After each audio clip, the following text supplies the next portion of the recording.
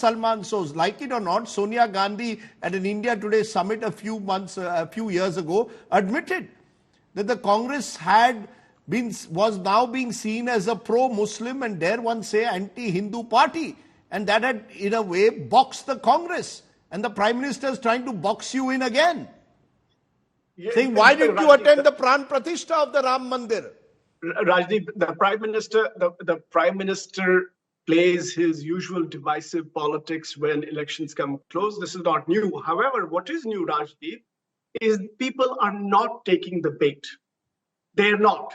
Even this recent survey, whether it's accurate or not, the recent survey from CSDS says that only 2% of the respondents in that survey were voting for Hindutva.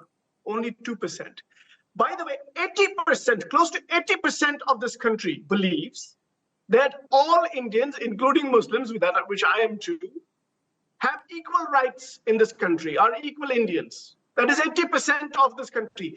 Despite all this project of the RSS and the BJP, people have seen through it. Okay. You know why, Rajdeep? You know why? The reason is that when unemployment bites, it bites Hindus and Muslims and Sikhs, everybody.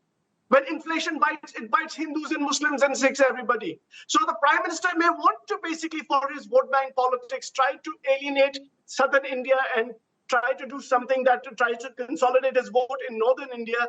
But the fact of the matter is that people have seen through this, Rajdeep. Okay. And I can tell you, Rajdeep, today on your show, let me tell you, in Karnataka, in Maharashtra, in Rajasthan, in Bihar, in Uttar Pradesh, in Haryana, they're losing seats, Rajdeep. They're losing seats. Okay, and even in Gujarat, they're losing seats, Rajdeep. Okay, even in Gujarat. I want to still focus on the PM's interview, and as a final word to Insina, what's actually important for me in this interview, what the Prime Minister didn't say. As I said, he didn't say what Sumant Raman just now said, that DMK was a firm ally of Mr. Vajpayee when the NDA was in power. What the Prime Minister didn't say is that when someone shifts sides and joins his government, suddenly the ED doesn't go after them. What the Prime Minister didn't say is that when he joins hands with Devagowda and H.D. Kumaraswamy, no one talks then of dynasty. Is the Prime Minister being selective? Is my final question. Yes, he's positioning himself as this visionary, but there's also the other side. When will that other side also be recognized? Or will it all be about Modi ki guarantee, about one individual? Is it about the party or is it about an individual? Are you fighting this election on simply brand Modi? Well, yes, and why not? See, when it comes to DMK, you give me one instance during the Vajpayee era when they had the audacity to unleash this anti-Sanatan tirade. Fact is that when they are with us, they have to behave themselves, but they get emboldened when they are with the Congress party. And I will give you a very simple example.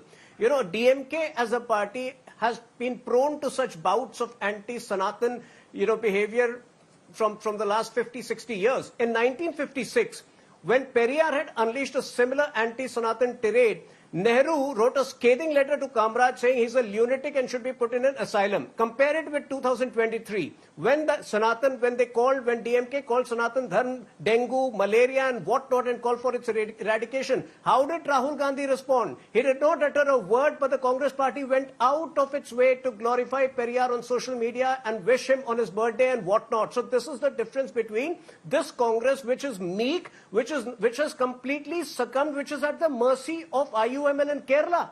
Do you realize, can you show it on your channel, that throughout this campaign, Rahul Gandhi is not even able to use his party's flag because the IUML is not allowing him. 1 year ago, Rahul Gandhi went to the US where he gave certificates to IUML calling them perfectly secular. A few weeks later, IUML took out a procession in Kerala asking for the slaughter of Hindus. He did not have the courage to utter a word because he is at the mercy of IUML. And this Congress party is the modern day Muslim League. That's a fact.